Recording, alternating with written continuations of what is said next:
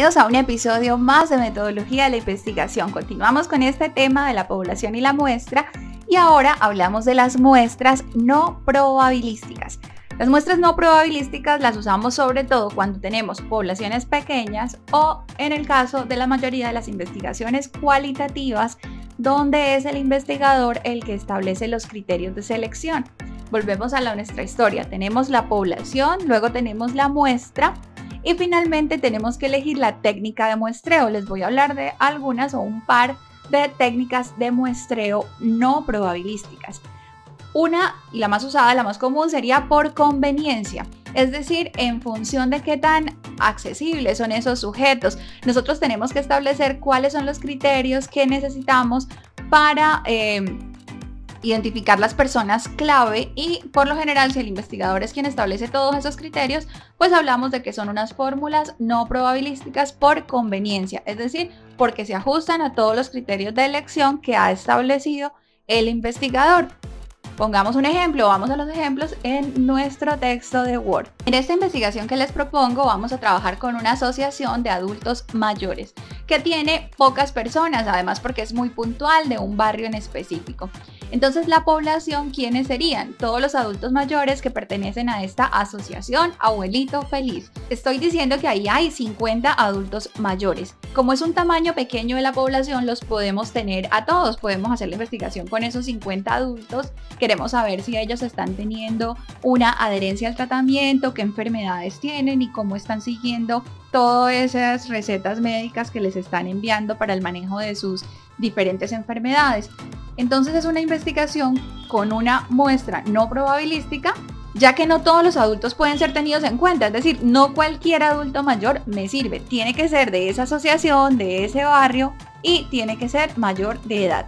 Entonces tenemos un muestreo no probabilístico por conveniencia. ¿Y cuáles son los criterios de inclusión? Que sean adultos mayores, que pertenezcan a esta asociación y por supuesto que deseen participar en la investigación. Otro ejemplo, hablemos más de un ejemplo desde las ciencias sociales, sería cualquier investigación que hagamos de corte histórico, documental, donde tengamos sujetos en particular. Ahí pues ya no iríamos a escribir población y muestra, sino que escribimos actores clave, que era el ejemplo que explicábamos en nuestro primer video, donde poníamos como este ejemplo la investigación de las plantas medicinales y los conocimientos que tienen los yerbateros. Entonces tenemos sujetos muy específicos que yo como investigador soy el que está estableciendo pues cuáles son las personas clave que tienen la información puntual del proyecto que yo quiero ir a resolver. Otro tipo de muestras no probabilísticas serían los muestreos teóricos, donde de manera deliberada nosotros como investigadores estamos delimitando cuál va a ser nuestra muestra, pero dependiendo de los criterios que tengamos para recolectarla. Es una focalización progresiva para delimitar ese cuerpo de documentos o esa muestra que estamos seleccionando y que sea mucho más específica. Les voy a poner un ejemplo. En alguna ocasión hicimos un análisis en la prensa para mirar las formas de violencia, pues estamos en un país que tiene múltiples formas de violencia, pero encontramos en un año específicamente, en el 2001, que habían muchas formas de violencia, como obviamente homicidio, secuestro, desplazamiento forzado, entre otras. Pero eran tantas noticias que era muy difícil analizarlas todas. Se hizo un rastreo primero cuantitativo para contar la cantidad de noticias por el tipo de delito, pero finalmente, para analizarlas de una manera más profunda, se seleccionaron únicamente aquellas noticias que hablaban de secuestro. En este caso es un muestreo, ¿por qué teórico? Porque yo tomo un concepto como lo que es el concepto del secuestro, o podría tomar el desplazamiento forzado. Igualmente hay un concepto. A partir de ese concepto o esa categoría de análisis es que yo delimito cuáles son las unidades que voy a analizar, porque pues son diferentes o serán menos, y eso me va a permitir que la investigación sea más específica. Otro ejemplo, con relación a la violencia infantil.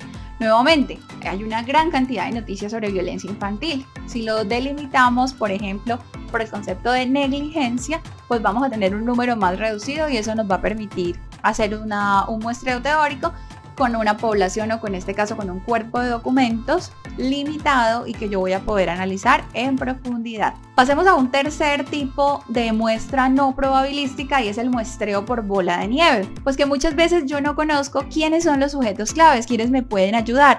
En ese caso, tengo que llegar a esos sujetos claves a través de referidos. Ejemplo, cuando hemos hecho investigaciones históricas, muchas veces no conocemos quiénes son las personas que estuvieron en el origen, quiénes estuvieron en el desarrollo de esos sucesos o fenómenos que queremos relatar, pero sí tenemos algún contacto actual. Ejemplo, vamos a una empresa, queremos hacer la historia de una cooperativa agropecuaria y esa cooperativa agropecuaria tiene ya 50 años de historia. Obviamente no tenemos el contacto de quiénes fueron los fundadores, pero hoy tenemos las personas que están trabajando allí y ellos nos pueden contar quiénes trabajaron antes que ellos o a quién conocieron, quién es la persona más antigua en la empresa. Esa persona más antigua de pronto me dice, oiga, los fundadores fueron estos y aquellos, y me ayuda a través de esos referidos a llegar a todos los demás sujetos, actores clave. Eso lo hacemos mucho en ciencias sociales, sobre todo en investigaciones de corte histórico, de corte documental, cuando a través de esas entrevistas etnográficas, a través de esos acercamientos a los sujetos clave, yo voy descubriendo otras personas que podrían ser potenciales fuentes de información. Para finalizar, quiero recalcar que en estos 3 videos relacionados con la población y la muestra, las fuentes y referencias de donde he tomado la información es del libro de Hernández Sampieri, Fernández Collado y Baptista del 2006, Metodología de la Investigación, y también del Diccionario de Metodología de la Investigación de Ortiz Uribe 2003. Esto sería todo por ahora con relación a las muestras no probabilísticas. Espero que les haya sido muy útil, que avancen en sus proyectos y que nos podamos ver en una próxima emisión de esta su clase Metodología de la Investigación.